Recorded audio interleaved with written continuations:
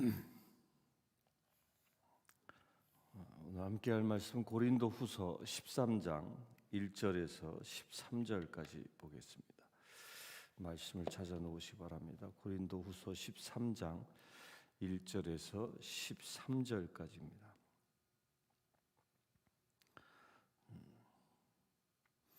1절과 2절을 먼저 보겠습니다. 내가 이제 세 번째 너희에게 가리니 두세 증인의 입으로 말미암아 확정하리라. 내가 이미 말하였거니와 지금 떠나 있으나 두 번째 대면하였을 때와 같이 전에 죄 지은 자들과 그 남은 사람에게 미리 말하노니 내가 다시 가면 용서하지 아니하리라. 이제 드디어 고린도후서 마지막 장에 왔습니다. 이 13장의 말씀은 사도 바울이 이 고린도 교회를 어떻게 사랑하는지를 고백하고 있는 내용이라 해도 과언이 아닙니다. 물론 그 앞에 또 지금 말씀을 보면 죄 지은 자들과 그 남은 모든 사람에게 미리 말하노니 내가 다시 가면 용서하지 아니하리라. 그러니까 바울은 이제 세 번째 고린도 교회 방문 계획을 세워놓고 이제 내가 곧 갈 텐데 바울이 이 네 차례에 걸쳐서 서신을 보내면서 그들이 회개하고 돌아올 것을 권면하였음에도 불구하고 교회 안에 죄가 그대로 있을 때 그때 어떻게 한다? 용서하지 않을 것이다 라고 아주 엄중한 이야기를 합니다. 이 이야기는 바울은 이 교회라는 공동체는 죄를 용납하는 곳이 아니어야 한다라는 그 대전제 때문에 그렇습니다. 교회는 죄인이 오는 곳입니다. 그런데 그 죄인의 죄를 용납하는 것이 아닌 겁니다. 교회는 교회에 죄인이 오면 그 죄인은 그 죄를 회개하고 거듭나는 것이 교회예요. 그런데 거꾸로 죄인이 교회에 와서 오히려 교회가 그 죄인의 죄를 용납하고 용인해 버리면 그것은 교회가 아니라는 것입니다. 그것은 사교 집단에 불과한 것이죠. 바로 이 점을 두고 얘기하는 겁니다. 또한 더욱이 그들이 사도 바울과 더불어 교회가 개척되고 훈련 받았을 때에는 그들이 거듭나고 죄의 용서함을 얻고 그리하여 새 사람이 되었음에도 불구하고 예습관을 버리지 못하여 바울이 떠난 이후에 다시 죄인으로 돌아갔다면 또 그것 또한 더더욱이 주님 앞에서 회개하고 돌아와야 한다는 것이죠. 곧 교회라는 공동체는 죄를 용납하는 것이 아니라 죄를 용서하고 죄를 씻어내고 회개하는 사람들이 그들이 모이는 공동체이어야 한다는 겁니다. 그 죄인은 사랑하되 죄를 미워하는 것이 교회인 것입니다. 사도 바울이 내가 용서하지 아니하리라라는 이 말이 바로 이 죄에 관한 영역인 것입니다. 우리는 죄를 용서해서는 안 됩니다. 거절해야 합니다. 그런데 사도 바울이 그렇게까지도 권면하였음에도 불구하고 그 죄로부터 벗어나지 못하고 회개하지 아니하고 죄의 짠지처럼 물들어서 이 죄로부터 온전히 해방되지 아니하는 사람들, 회개하지 아니하는 사람들, 이런 사람들은 바울이 어떻게 한다? 치리하겠다라고까지 이야기합니다. 그러니까 바울은 기회를 주고 있는 겁니다. 죄인이여, 내가 죄를 지었느냐? 회개하라. 언제까지? 내가 갈 때까지 회개하라. 저는 이 말씀을 묵상하면서 여기서는 바울이지만 세 번째 갈 때까지 회개할 기회를 주었지만 지금 우리에게도요 똑같은 기회를 하나님이 주고 계십니다. 예수 그리스도께서 재림하여 이 땅에 오시기 전까지 우리는 온전히 회개해야 한다는 겁니다. 곧 주님이 이 땅에 심판주로 오시기 전까지 우리는 모든 죄로부터 회개하여 주님의 거룩함을 회복하고 있어야 한다는 것이죠. 우리 여기에 도전받을 수 있게 되길 바랍니다. 주님의 날이 언제 옵니까? 오늘 올지 내일 올지 아무도 알지 못합니다. 아니 지금 예배하는 지금 이 순간 올지 아무도 알지 못합니다. 따라서 우리는 언제 나의 영혼을 부르실지, 언제 주님이 이 땅에 오실지 아무도 알지 못하기 때문에 우리는 날마다 내가 지은 죄와 허물과 아픔들이 있다면 예수님의 보혈로 씻고 죄로부터 정결한 상태를 늘 유지해야 하는 것입니다. 그렇게 될 수 있게 되길 바랍니다. 묵은 때는 빠지기 힘듭니다. 그러나 새 옷에 때가 묻었을 때 그걸 금방 빨아낼 때는 아주 쉽게 지는 원리와 똑같습니다. 우리가 죄를 용납하면 어느 순간 죄에 중독되어지게 되고 그로 인하여 벗어나기 정말 어렵게 되어집니다. 그러나 매 순간 내가 죄인임을 발견하고 나를 매 순간 저 십자가에 못 박는 그런 믿음의 행위를 통하여 내가 진정 날마다 거듭나며 살아간다면 우리는 진정 거룩한 주의 지체가 될 수 있는 겁니다. 우리가 명심하십시오. 죄인은 사랑하나 죄는 미워해야 하는 거예요. 교회가 죄인은 받아들이나 죄는 거부해야 한다는 것입니다.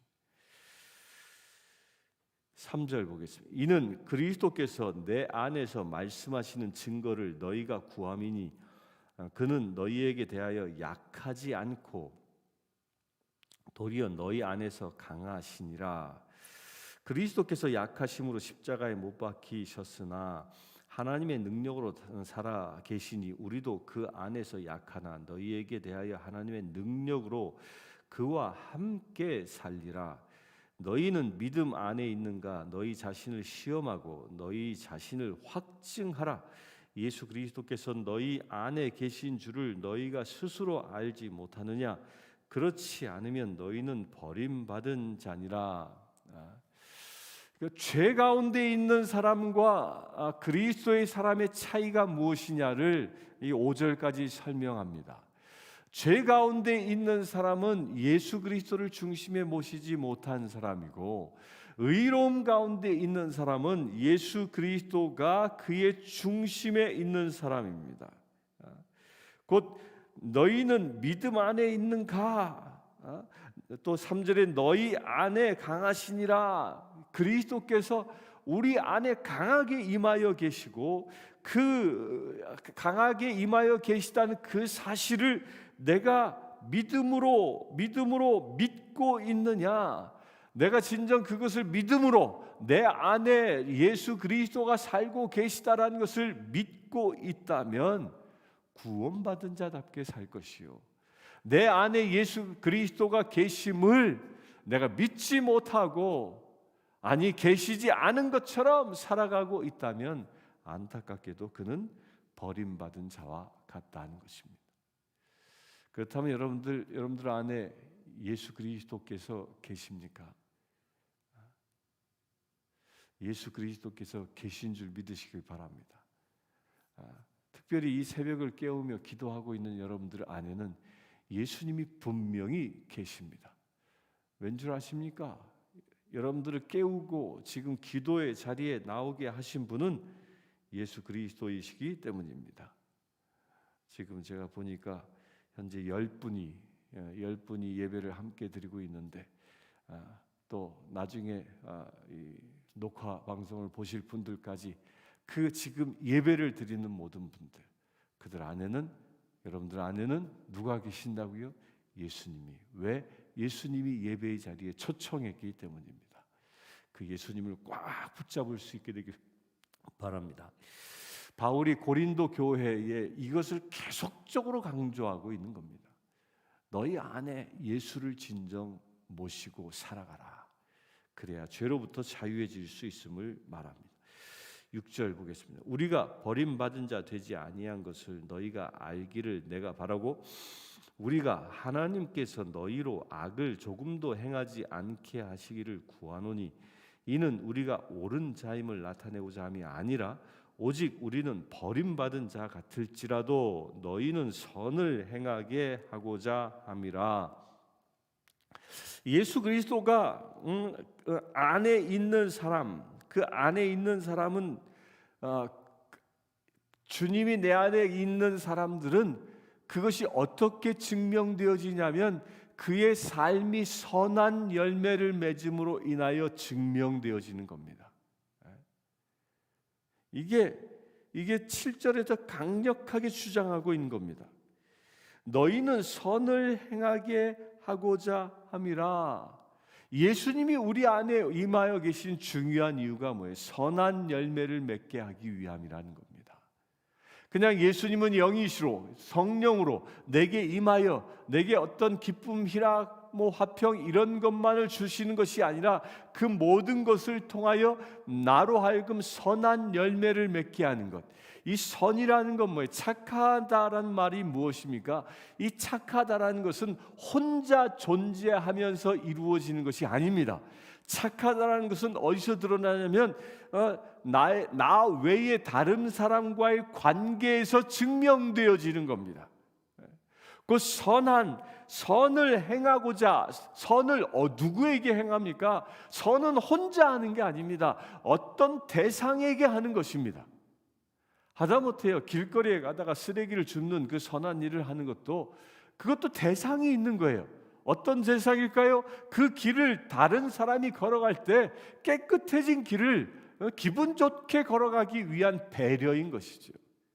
곧 선을 행한다라는 것은 누군가 상대가 있고 그 상대를 기쁘게 하는 그런 행위가 선인 것이. 그런 선한 행동으로 나타나게끔 하시는 그 원동력이 무엇이라고요? 우리 안에 예수 그리스도가 임재하여 계실 때, 그럴 때 우리는 사람과 사람과의 만남 속에서 선함이 드러나게 되어지고 그 선함으로 인하여 선한 영향력들을 행사할 수 있는 존재가 되어지는 겁니다. 그래서 진정한 그리스도인들은 사람과의 관계가 아름다워집니다. 왜? 서로가 악을 악으로 갚지 않고 선을 선으로 갚고 악이 악으로 나에게 대한다 할지라도 선으로 되갚을 수 있는 사람들이기 때문입니다. 누가 내 안에 계시면 예수 그리스도가 내 안에 계시면, 그래서 진정 예수 그리스도가 내 안에 있는 사람들은 그 관계가 사람과의 관계가 화목을 이루게 되어지고 사람과의 관계가 선을 행함으로 인하여 진정한 사랑의 공동체, 그 아름다운 공동체를 일구어 나가는 것입니다. 그래서 우리 교회는 선한 공동체인 것입니다. 선한 사마리아 사람처럼 선한 공동체 되어지는 그런 우리 교회 되길 바랍니다. 어떻게 할 때? 예수님이 내 안에 계시다라는 그 믿음을 가질 때, 또한 우리 교회 안에 예수 그리스도가 다스리신다라는 그 믿음을 가질 때, 예수 그리스도는 머리요 우리는 지체라 주님이 지시하신 대로 살아가는 교회 되어질 때, 그때 진정 선한 공동체가 이루어지는 것입니다.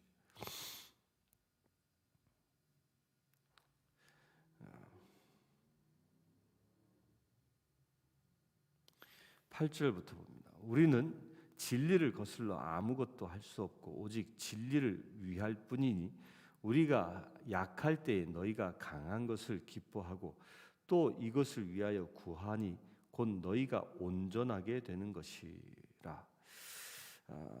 진리를 거슬러 아무것도 할 수 없고 오직 진리를 위할 뿐이니, 이게 우리 그리스도인이 살아가야 할 방향인 것이죠. 우리는 무엇을 위해서 삽니까? 진리를 선포하고, 그 진리가 무엇입니까? 예수 그리스도의 구원입니다. 예수 그리스도야말로 길이요 진리요 생명이라는 이 말씀이 이 땅 가운데 온전히 이루어지게 하는 것, 이 세상에 살아가고 있는 모든 사람들이 이 말씀을 붙잡고 구원에 이르게 하는 것, 예수 그리스도가 생명이다라는 이 진리를 따라가는 사람들입니다. 10절 봅니다. 그러므로 내가 떠나 있을 때 이렇게 쓰는 것은 대면할 때 주께서 너희를 넘어뜨리려 하지 않고 세우려 하여 내게 주신 그 권한을 따라 엄하지 않게 하려 함이라. 앞에 그 2절에는 용서하지 않을 것이다라고 경고장을 툭 던지고요. 이렇게 경고장을 툭 던진 이유는 무엇이라고요? 경고장을 던진 것은 그 권한에 따라 엄하게 하지 않게 하려, 넘어뜨리려 하지 않고 세우기 위함이라는 겁니다. 무엇을 통해서? 이 서신을 통해서. 사도 바울은 그렇게 기회를 준다는 겁니다. 고린도 전후서라는 이 서신을 고린도인들에게 주어 그들로 하여금 돌아올 수 있는 기회를 주고 있다는 겁니다. 이것은 우리에게도 똑같습니다. 우리도 하나님은 늘 이 말씀으로 우리에게 오십니다. 생명의 양식으로 말씀을 주시고 또한 이 새벽에도 말씀으로 우리를 일깨우십니다. 그렇게 일깨우시는 이유가 무엇입니까? 우리가 죄에 빠지지 않게 하기 위함이시라는 겁니다. 그래서 우리가 진정 늘 거룩을 회복하며 예수 그리스도의 거룩함대로 우리가 살아갈 수 있는 비밀이 어디에 있냐면 이 말씀을 늘 접할 때 가능한 것입니다. 사도 바울이 고린도에 편지를 보내어 말씀을 접하게 하여 그들이 회개하고 돌아올 기회를 주는 것처럼 하나님께서 여러분들에게 지금 이 시간 말씀을 주시는 이유는 여러분들이 진정 회개하고 거룩함을 회복하라고 주시는 은혜인 것입니다. 그래서 말씀을 붙잡아야 하는 것이죠. 말씀을 붙잡고 나아갈 수 있게 되길 바랍니다. 나로 하여금 거룩하게 하는 것은 오직 말씀 또한 성령의 은혜인 것입니다. 11절 보겠습니다. 마지막으로 말하노니 형제들아 기뻐하라. 온전하게 되며 위로를 받으며 마음을 같이하여 평안할지어다. 또 사랑과 평강의 하나님이 너희와 함께 계시리라. 거룩하게 입맞춤으로 서로 문안하라. 모든 성도가 너희에게 문안하느니라. 형제들아 기뻐하라. 이제 말씀을 받았으면 그 말씀 때문에 기뻐하고 말씀으로 인하여 온전하게 되라는 이 선포입니다. 또 말씀을 통하여 위로를 받으라. 그리하여 마음을 같이하고 평안하라. 말씀이 중심이 되어지면 성도와 성도끼리, 가족과 가족끼리가 마음을 합하는 역사가 일어나는 것입니다. 그러니까 우리 각자가 내 중심에 내가 있지 아니하고 예수 그리스도의 말씀이 존재한다면, 그렇게 예수 그리스도의 말씀을 중심에 모신 사람들끼리 모이면 자연스럽게 서로 마음을 합하는 역사가 일어나는 것입니다. 세상 사람들은 뭐 단합대회를 한다, 그래서 마음이 합해지는 것처럼 얘기하지만 절대 그런 것을 통해서는 마음이 합해질 수 있는 것이 아닙니다.